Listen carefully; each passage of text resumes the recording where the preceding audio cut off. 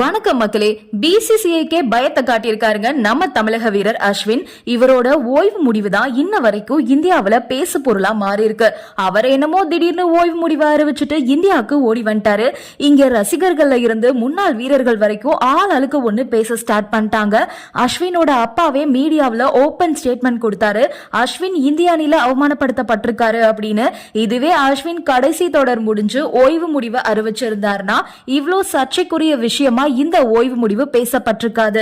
ஏன்னா அஸ்வினுக்கு இப்போ 38 வயசு ஆயிடுச்சு. டெஸ்ட் போட்டிகள்ல மட்டும்தான் அஸ்வின் இப்போ விளையாடிட்டு வராரு. பங்களாதேஷ் தொடர் சென்னை சேப்பாக் கிரவுண்ட்ல நடக்கும் போதே அஸ்வின் இதுதான் தன்னோட கடைசி மேட்சா இருக்கலாம் சேப்பாக்ல அப்படின்னு சொல்லியிருந்தாரு.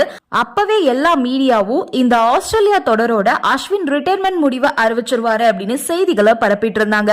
அதுதான் உண்மையும் கூட. ஏன்னா இந்த ஆஸ்திரேலியா தொடர் முடிஞ்சு இந்திய அணி அடுத்த வருஷம் ஜூன் மாசம் தான் டெஸ்ட் விளையாட போறாங்க.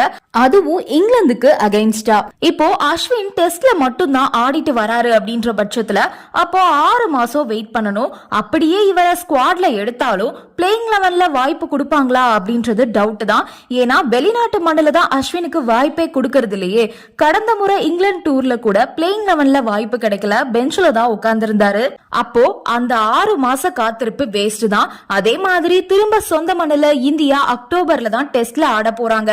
அப்போ மொத்தம் 10 மாசம் காத்திருக்கணும். அதனால எப்படியோ அஸ்வின் இந்த ஆஸ்திரேலியா தொடரோட ஓய்வு முடிவு அறிவிப்பாரு அப்படின்ற மாதிரியான தகவல்கள் சோசியல் மீடியாவை வலம் வந்துட்டு இருந்துச்சு. கொஞ்சம் கூட யாருமே எதிர்பார்க்காத வகையில 3வது டெஸ்ட் தொடர் டிரால முடிஞ்ச உடனே தன்னோட ஓய்வு முடிவை அறிவிச்சுட்டு அன்னைக்கே பிளைட் ஏறி நாடு திரும்பிட்டாரு அஸ்வின்.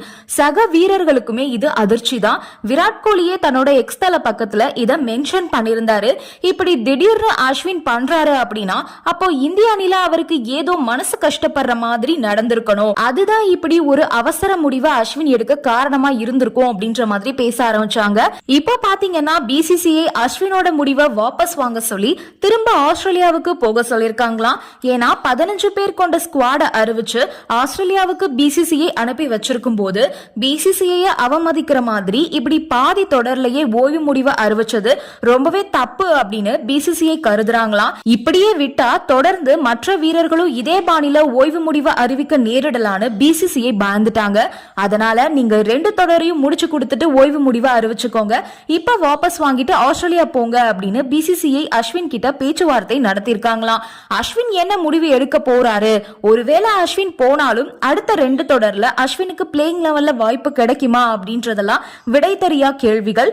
இப்போதைக்கு அஸ்வினை பிசிசிஐ வாபஸ் வாங்க சொல்லிருக்காங்க அப்படின்றதுதான் தகவலா வந்திருக்கு. நன்றி, வணக்கம்.